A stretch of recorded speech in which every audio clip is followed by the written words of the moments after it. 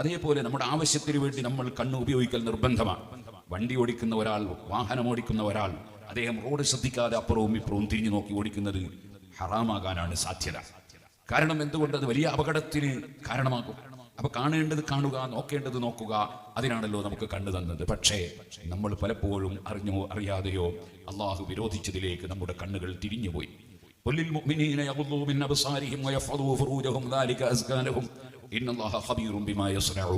ഈമാനുള്ളവരോട് പറയൂ നബിയെ, നിങ്ങൾ കണ്ണ് താഴ്ത്തണം, നിങ്ങൾ ഹറാമുകളിലേക്ക് നോക്കരുത് എന്ന് ഖുർആൻ നമ്മെ ഉപദേശിച്ചതാണ്.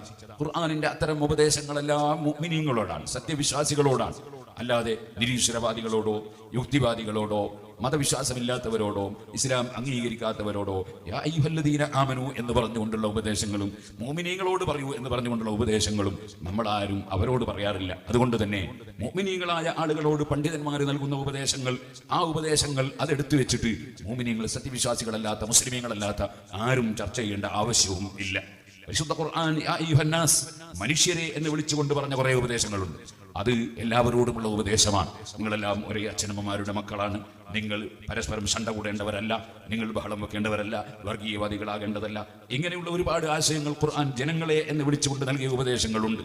അതേപോലെ ഉള്ള ഉപദേശങ്ങൾ അതിൽ നിന്ന് വ്യത്യസ്തമായി നമുക്കറിയാം, യാ അയ്യുഹല്ലദീന ആമനു ഇദാ നൂദിയ ലിസ്സലാത്തി ഫീ യൗമിൽ ജുമുഅത്തി ഫസ്ഔ ഇലാ ദിക്രില്ലാഹ്.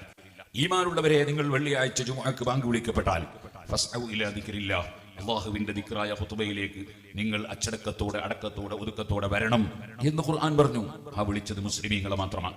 അങ്ങനെ ഒരാൾ ജുമുഅക്ക് പോകുന്നില്ലെങ്കിൽ അവൻ വലിയ കുറ്റക്കാരനാണ്. ജുമുഅക്ക് പോകാതെ നിങ്ങൾ ബിസിനസ് നടത്തരുത് എന്നൊരു പണ്ഡിതൻ പ്രസംഗിക്കുമ്പോൾ ഇസ്ലാമിൽ വിശ്വാസമില്ലാത്ത യുക്തിവാദി അതിൽ ഇടപെടേണ്ട ആവശ്യമില്ല.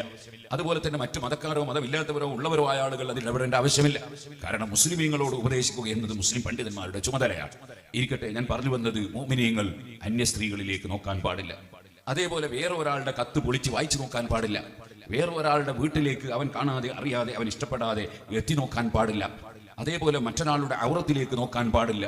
മുട്ടുപൊക്കലിനിടയിലുള്ള സ്ഥലം പുരുഷന്മാർക്ക് ഔറത്താണ്. ആ സ്ഥലത്തേക്ക് ഒരാളും നോക്കാൻ പാടില്ല.